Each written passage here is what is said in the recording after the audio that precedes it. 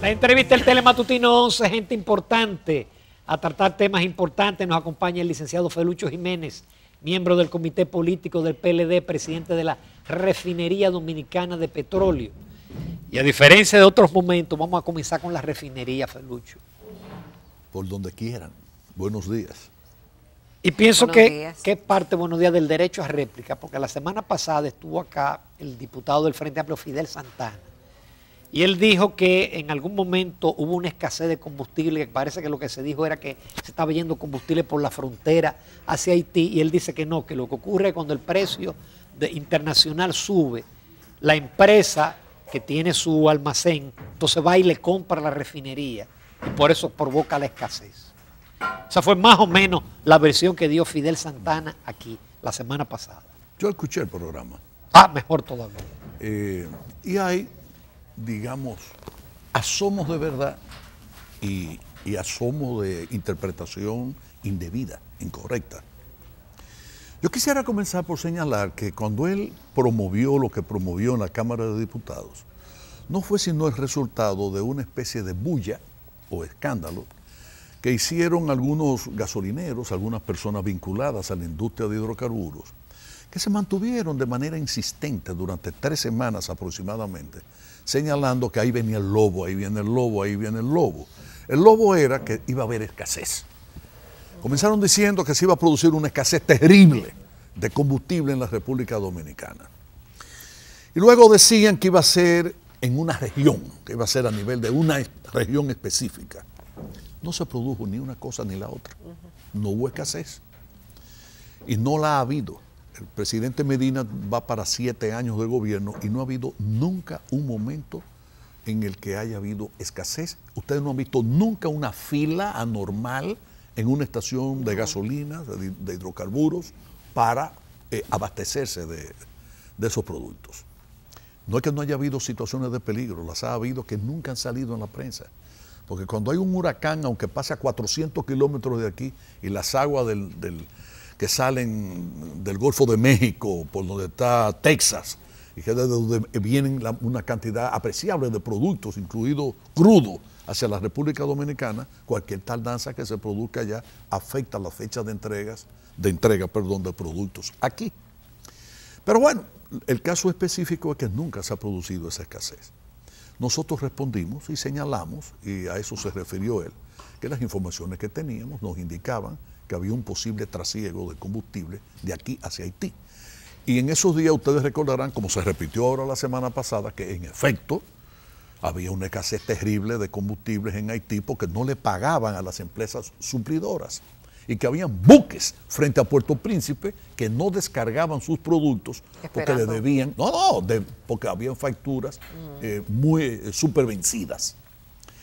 Es más, nosotros participamos de una reunión a la que convocó el presidente Danilo Medina en el Palacio a todos los sectores vinculados a alimentos y a energía y a hidrocarburos, ¿verdad? Por eso estuvimos nosotros presentes, porque definitivamente la República Dominicana, no ahora solo, en muchas ocasiones, ha tenido que ayudar a Haití para que no se desestabilice ese país porque tendría luego repercusiones en el nuestro. Dicho todo eso, nosotros investigamos y lo que parecería que motivaba esas declaraciones y todo ese impulso era que habían ciertos sectores interesados en establecer otra terminal de hidrocarburos. Por eso yo llamo la atención y digo, no nos dejemos confundir. Porque yo eso es malo, que haya otra terminal. Bueno, yo no sé, tú puedes pensar, ¿es malo? ¿Es bueno? No sé. En el gobierno de Hipólito, en el año hay más inventario y posibilidad del país se enfrenta a cualquier eventualidad. Bueno, ¿y quién ha dicho que porque haya más supermercados el arroz baja? O la carne, o las laterías, o las pastas alimenticias. Eso no tiene que ver. No nos confundamos, ¿eh? Porque hay cosas que aparentan ser algo y no son nada.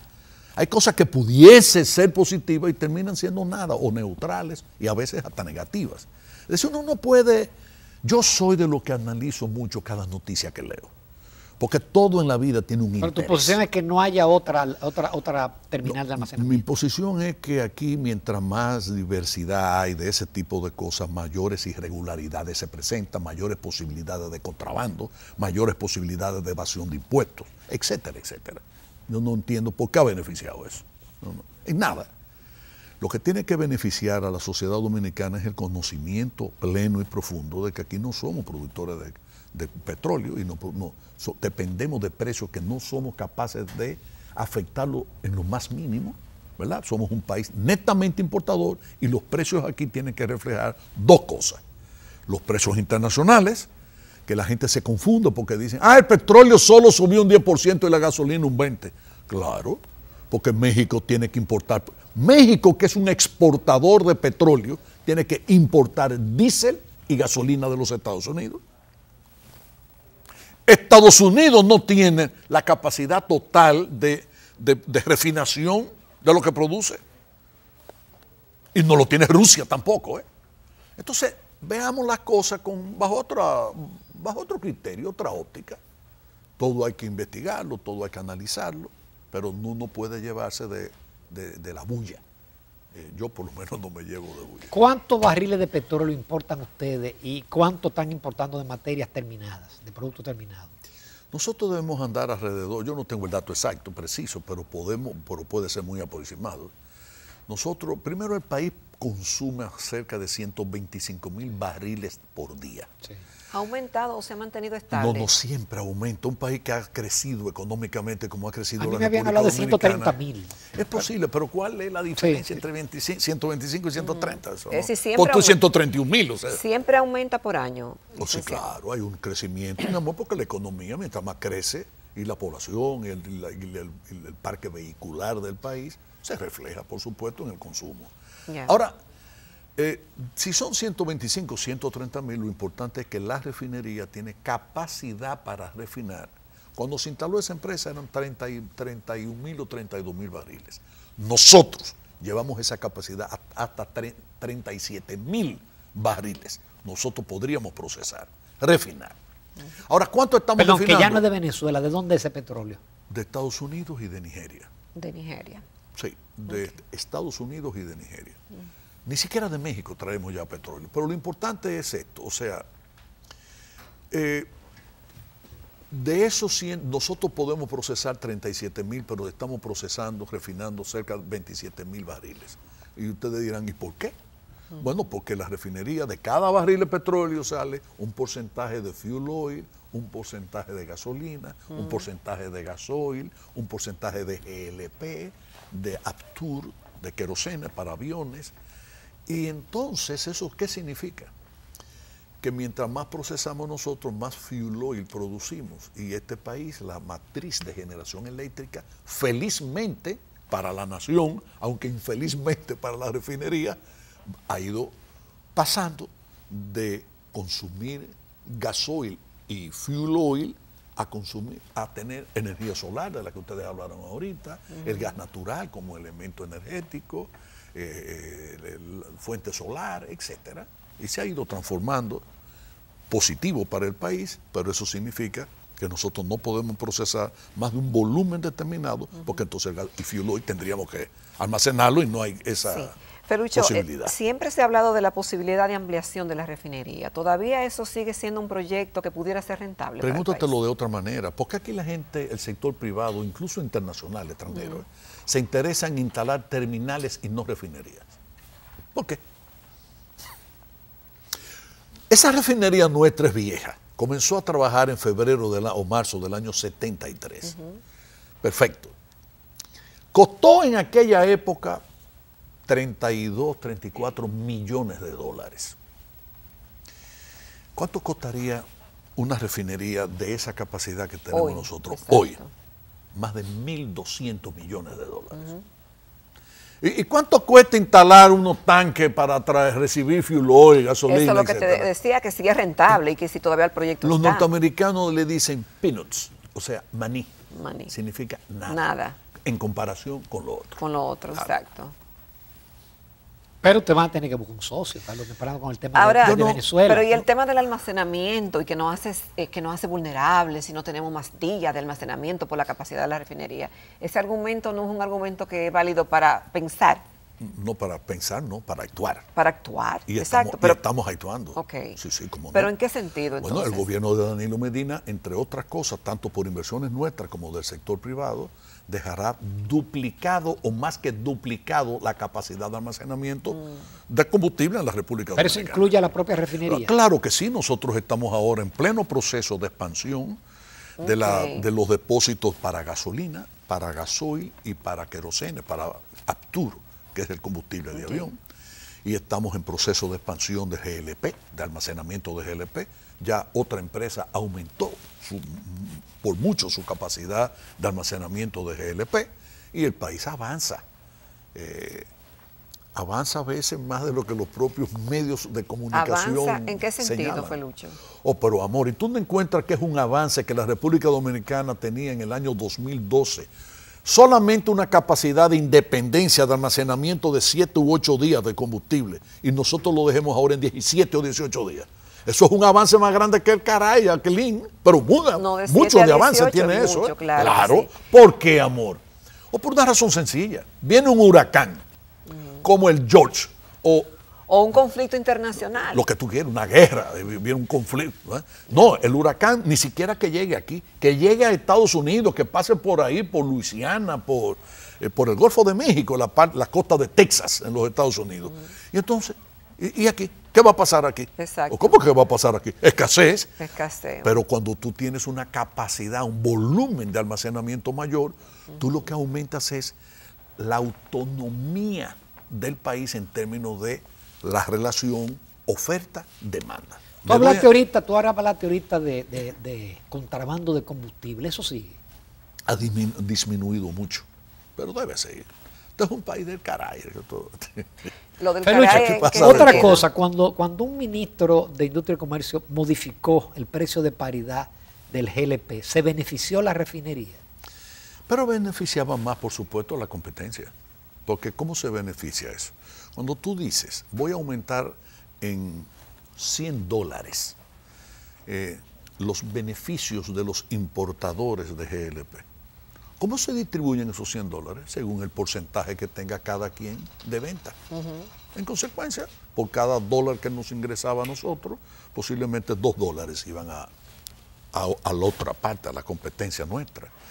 Yo no voy a entrar en esa materia y quisiera que ustedes me permitan que avanzáramos ya hacia la Fundación Refinosa. Sí. Vamos a hacer entonces una breve pausa. Perfecto. Y volvemos entonces porque hay datos que yo quiero que la población conozca sobre lo que estamos haciendo en materia de responsabilidad social. Y les agradecería el apoyo a eso. Claro. Volvemos a unos minutos con esos. Otro tema, porque vamos a hablar de política también.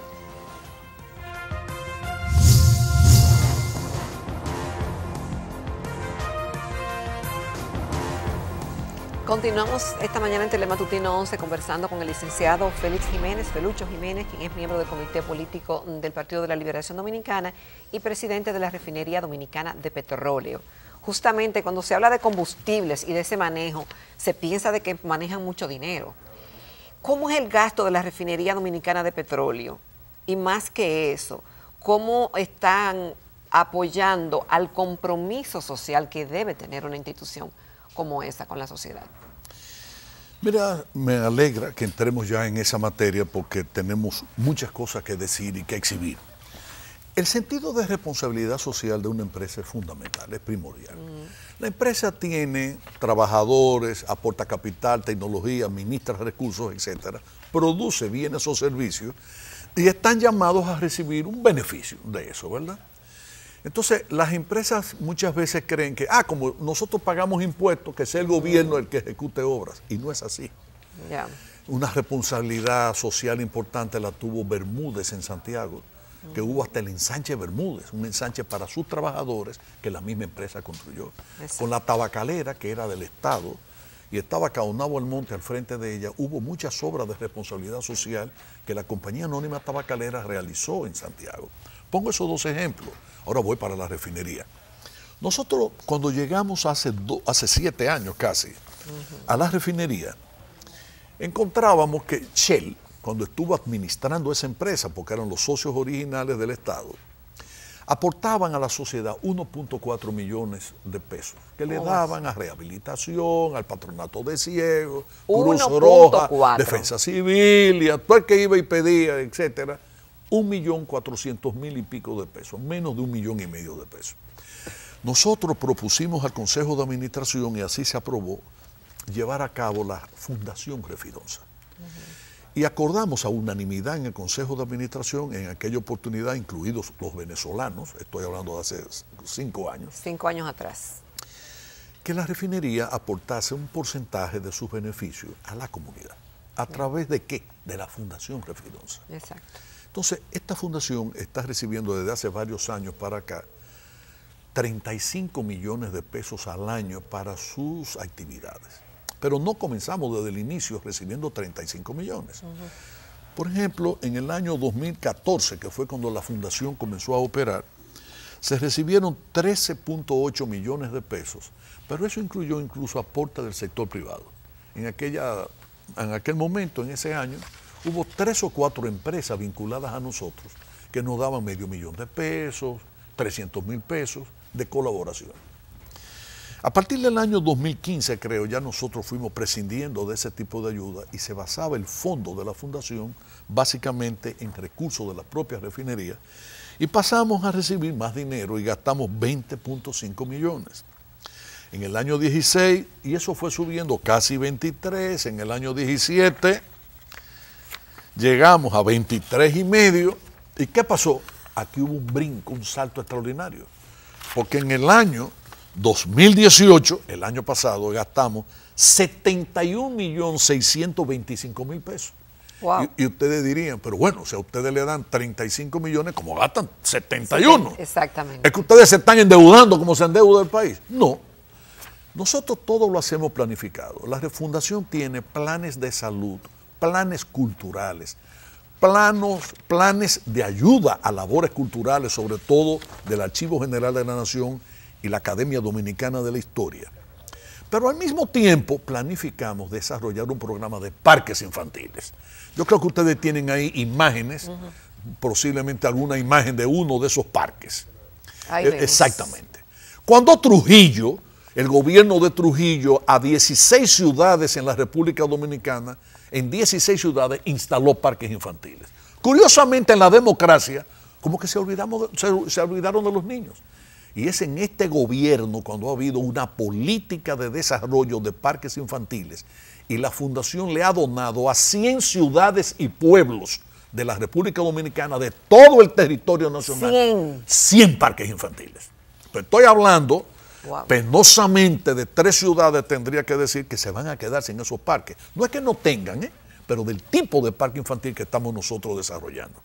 El Distrito Nacional, porque el alcalde de aquí nunca nos respondió ninguna llamada, ninguna carta, ningún correo. Yo a veces me río y digo, bueno, que yo no soy Vicini, como soy Jiménez, posiblemente no me hagan caso. Mi pueblo querido, La Vega, se queda sin parque infantil porque mi buen amigo, Kelvin Cruz, el síndico de La Vega, habló y habló, pero no hizo nada para que se desarrollara los 2 parques. En lugar de uno, él había decidido dividirlo en 2 y en 2 barrios diferentes se iban a desarrollar esos parques. Y asómbrense, Santiago se queda sin parques. Porque el grupo privado que felizmente apoya el parque, creo que le llaman Parque Central, que fue el parque bellísimo que hizo, parecido al Mirador que hizo Danilo allá en Santiago, nos reunieron 1 millón y pico de pesos para poder instalar los juegos que nosotros le habíamos destinado a ellos, que eran de más de 2 millones de pesos. Oh, Dios mío. Y entonces tú dices, bueno, pero ¿cómo es? ¿Qué falta hace Popi Bermúdez? ¿Qué falta hace en Santiago Caunabo Almonte? ¿Qué falta han hecho empresarios que digan, bueno, señores, para que la niñez de aquí eran juegos que iban a permitir que decenas de miles de niños se incorporaran a esos juegos, disfrutaran de esos juegos? Bueno, pero se quedó ahí. Asómbrense de otra cosa, hay 2 o 3 municipios cabeceras, me estoy refiriendo a María Trinidad Sánchez concretamente y Santiago Rodríguez, cuyos municipios cabeceras los ayuntamientos no tenían terrenos para poder instalar parques. ¿Cómo va a ser? ¿Cómo oye? Y en consecuencia, ¿qué hicimos? Bueno, en lugar de darle a La Vega y a Santiago, entonces lo que hicimos fue lo de Santiago repartirlo entre San José de las Matas, Licey al Medio, Tamboril, Villa González, Navarrete, Jánico, ¿verdad? Pedro García, en La Vega entonces se le dieron eso, entonces se le dio a Cutupú, a Jima, a Tireo, a Constanza, a Jarabacoa, por ponerle ejemplo, ¿verdad? Aquí en el caso del distrito ya no, porque el Distrito Nacional es solo el Distrito Nacional. Y lo que hicimos fue incorporar otros pueblos. Pero en esos juegos yo quiero que ustedes sepan que eso ha sido una cosa brutal, escandalosamente chula, buena. ¿Por qué? Porque los niños están disfrutando por vez primera en más de 80 ciudades y pueblos del país de juegos infantiles. Resulta que el 20% de la población dominicana tiene menos de 14 años y no tenían en qué entretenerse. Entonces por eso tiraban piedras y se metían en otras cosas. Y esto es un esparcimiento sano, etcétera, y beneficia a toda la sociedad. Ahora yo quisiera que pongan efectivamente en el plano cultural. Miren. Ahí tenemos, ahí. Eso es el aula cultural. El aula cultural tenemos una en Jaina y otra en Nizao. Miren cuántos niños... ¿De qué trata el aula cultural? Es como un cine. La refinería, en acuerdo con el Ministerio de Educación, recibió 2 grandes aulas. Una en Jaina y otra en Nizao, que se han bautizado con el nombre de aula cultural. Y en esa aula cultural lo que elaboramos fue un programa asistido nosotros por 17 artistas, pero también habían psicólogos y educadores infantiles y hasta del área preescolar, en el que nos gastamos casi 1.8 millones de pesos para formular un programa de estímulo y de amor hacia la ópera, el ballet, la pintura, la música, o sea, hacia las bellas artes. Entonces, con un cuidado extremo, pasamos un año planificando cómo vamos a incentivar a los niños, niños muy pobres, porque esto es un programa para escuelas públicas sobre todo, en el amor a las artes. Y yo quiero que ustedes vean los resultados. En ópera ya van 23.195 niños que ya saben lo que es una ópera, que es una aria, que es, cómo, en fin, cómo se divide la ópera en actos, en escenas, etcétera, ¿verdad que sí? Y me encantaba ver a los niños cantando Fígaro, Fígaro, Fígaro, Fígaro, ¿verdad? Porque es una ópera, bueno, ustedes saben es una aria de una ópera famosísima. Bueno, música, 32.400 niños se han iniciado escuchando a Beethoven, a Mozart, a Vivaldi, etcétera, etcétera. Ballet, 10.858 niños y niñas. Y visual, 20.292. Es un programa que lleva a los niños a reconocer las pinturas más importantes de Salvador Dalí, Pablo Picasso, Leonardo Da Vinci, Botero, etc. De todo, incluidos pintores dominicanos, Vidó, Guillo, Oviedo y otros pintores, Ada Balcácer, Elsa Núñez, etc. Bueno, a Elsa la han llamado hasta de París, o le escribieron, porque vieron allá por internet cómo se les mostraba a los niños pinturas suyas y se les explicaba. Y ella nos devuelve a nosotros muy agradecida de eso que se había hecho. Pero la refinería no se quede en materia cultural solo en eso. La refinería le ha donado al Archivo General de la Nación, no, esto no es eso, eso es de salud. Al Archivo General de la Nación nosotros le hemos donado para publicar el libro de Orlando Gil, un libro, y otro que se llama Los eventos de 1965 en la República Dominicana, visto desde la Cancillería del Reino Unido, de Gran Bretaña, de Inglaterra. Pero además le hemos pagado al Archivo General de la Nación, por propia iniciativa nuestra, 2 trabajos que son fundamentales. El primero de ellos tiene que ver con un curso para auxiliares de investigación social, en el cual se han internado no sé qué número de hombres y jóvenes, hombres y mujeres, en la investigación social. Pero un curso que podría ser perfectamente hasta una maestría corta de cualquier universidad. Pero al mismo tiempo le financiamos un programa de recopilación de memorias históricas del país para que sean digitalizadas. Y a la Academia Dominicana de la Historia le hemos dado dinero para publicar 3 libros. Wow. Importantes. Pero ¿qué pasa? La propia refinería hizo la antología de la poesía social, la antología de la poesía amorosa, que estuvo a cargo de Ángel Hernández.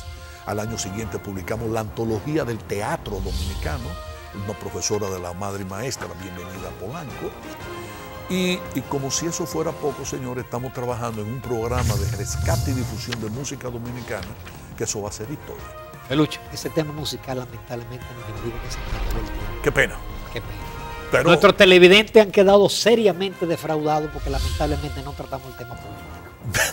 y yo seriamente feliz. No, yo lo sé. No que tener que meter mi cuchara en este berenjenal en el que el PLD se ha metido. Esa es una respuesta que también vale mucho. Nos vamos a comerciales. Tenemos una entrevista muy importante porque se trata de una convocatoria nacional de becas de la Universidad de Distancia de Madrid.